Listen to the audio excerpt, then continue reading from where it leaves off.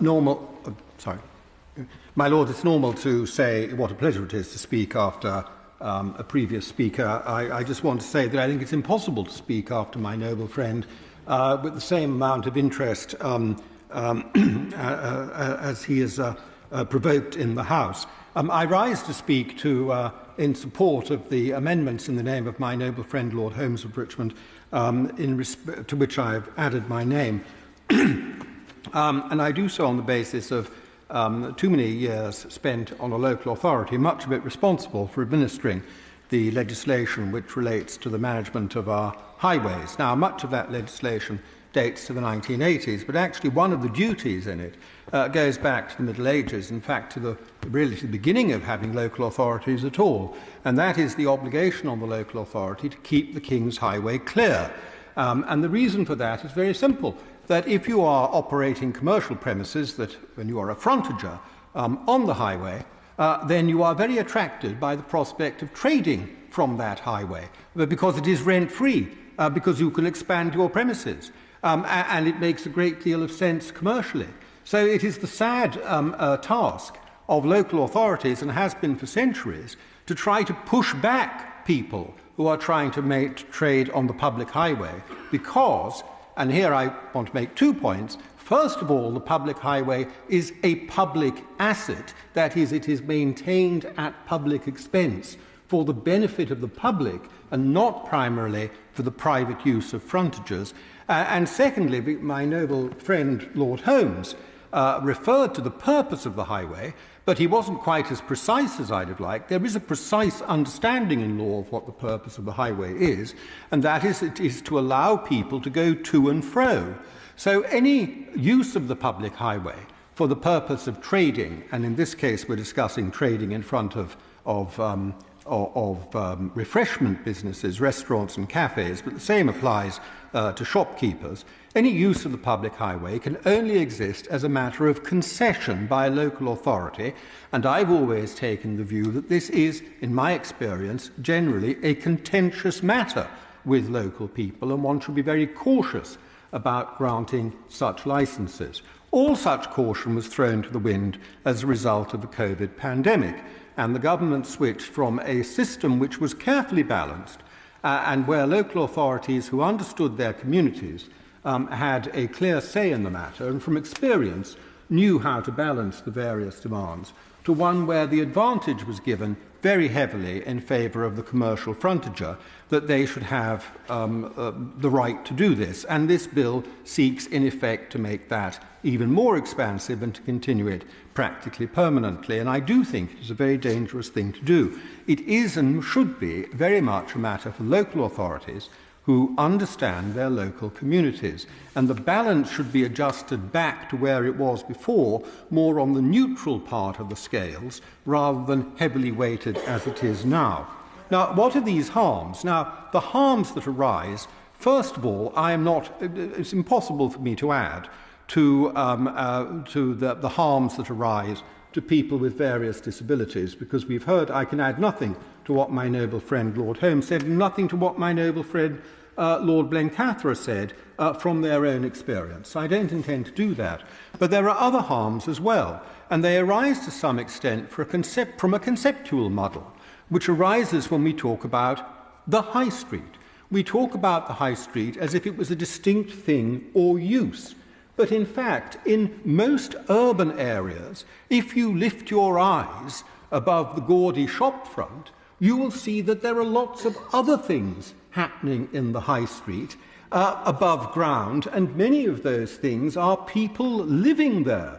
So if you are overlooking a pavement and you have licenses that allow people out on the pavement, you directly suffer from a harm in relation to that. Now, some harms are quite acceptable, and if the closing hours, the hours of operation, are sensible, then perhaps you can live with that. You want to get on with your neighbours, you don't want your local businesses to fail.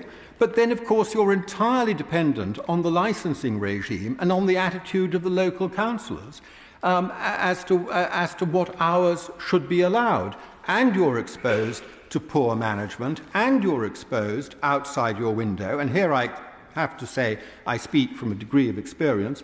You're exposed outside your window to people talking loudly and having parties, not always, but sometimes louder than others, in a way which it's impossible to expect any management properly to control because they simply can't go around doing it. They too, however well-intentioned, have to try and work with noisy and difficult people and so on.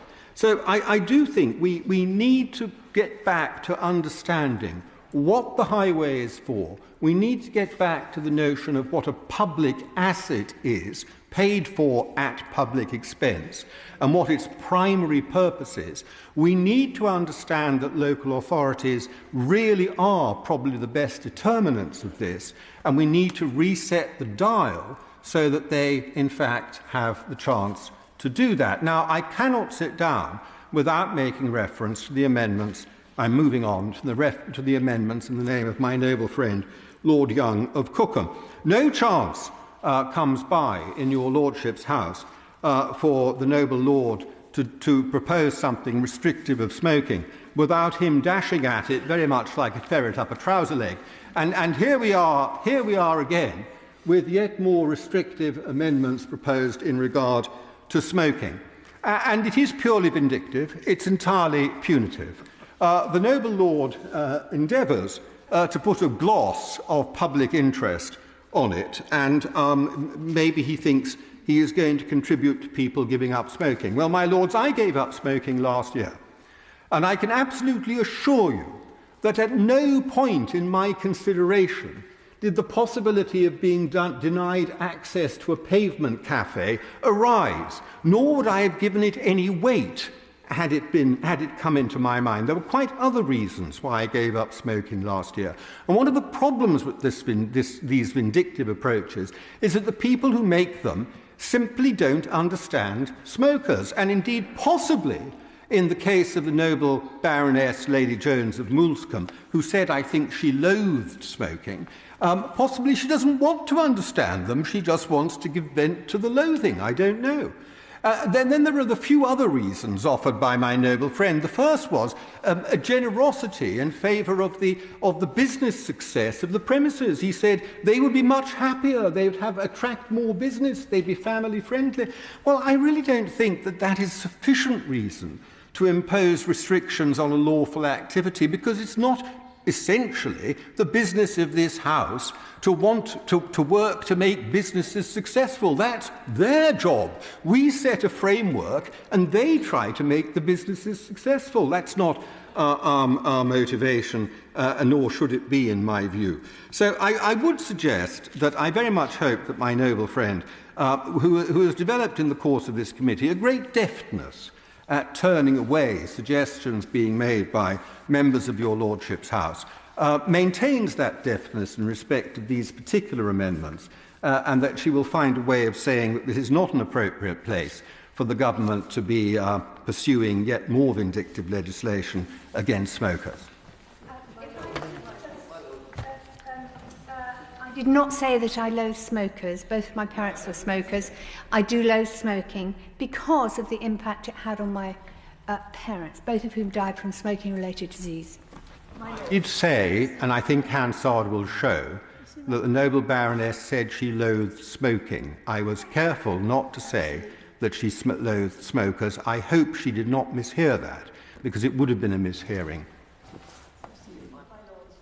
To speak in support of Amendment 459.